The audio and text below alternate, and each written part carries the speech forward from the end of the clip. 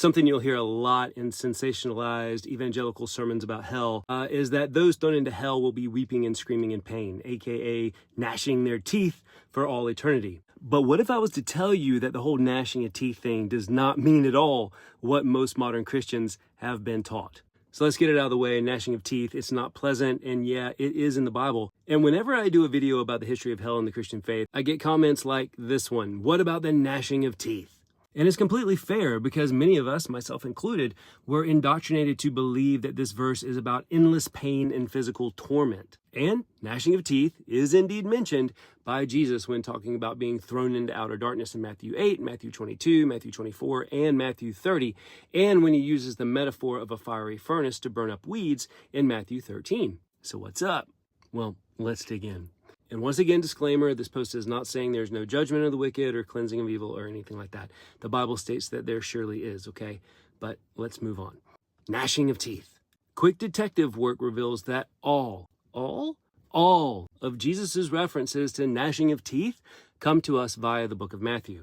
And as anyone who has even a smidgen of real Bible study under their belt knows that when written, the book of Matthew was designed for a Jewish Christian audience living within the area these events initially occurred. The book of Matthew is the most Jewish of all the Gospels and was designed to show those audiences that Jesus was indeed Israel's long-awaited Messiah. So with that in mind, maybe it's important to understand how Jews in Jesus' day would have understood the gnashing of teeth thing. It's probably pretty important. And we find evidence for how they understood this phrase in the Hebrew Bible. Gnashing of teeth is found in Job 16, Psalm 35, Psalm 37, Psalm 112, and Lamentations 2. And guess what? Gnashing of teeth does not mean screaming out in pain. In Job 16, Job believes that God is angry with him, that God is grinding, gnashing his teeth at Job, like as an attack. Psalm 35, like profane mockers at a feast, they gnash at me with their teeth. Psalm 37, the wicked plots against the righteous and gnashes his teeth at him. Psalm 112, the wicked man sees it and is angry, he gnashes his teeth. And Lamentations 2, all your enemies rail against you, they hiss, they gnash their teeth. In all uses of gnashing teeth, it is to express hatred, anger, rage against something. So in cultural context, Jews in Jesus' day would have understood those who were gnashing their teeth in outer darkness would be expressing intense hatred towards God, the people of God, and his kingdom. Don't believe me?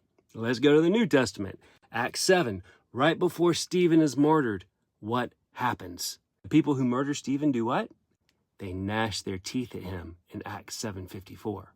So if every time gnashing of teeth is mentioned in the Hebrew Bible and in Acts, it's referring to an intense hatred or an attack and not writhing in pain, it means Jews of Jesus' day would have definitively understood Jesus' metaphor to mean that those cast out of the kingdom are weeping in sorrow and futility and gnashing their teeth in fury and frustration at God and his kingdom.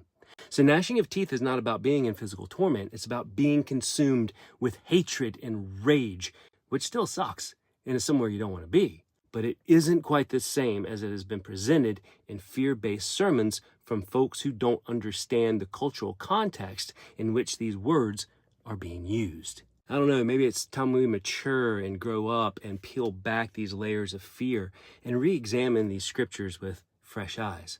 Because if we understand what gnashing of teeth represented to those who first heard Jesus' words, we can see it's less about the endless echo of agony and more about the profound tragedy of resistance against divine love and power.